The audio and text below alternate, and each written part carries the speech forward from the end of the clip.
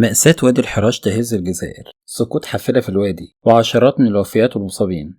شهد وادي الحراش في الجزائر العاصمة مساء يوم الجمعة حادثا مأساويا إثر سقوط حافلة لنقل المسافرين في مجرى الوادي. الحافلة التي كانت تقل عشرات الركاب قادمة من الضواحي الشرقية كانت تعبر الجسر العلوي فوق الوادي عندما فقد السائق السيطرة عليه فجأة.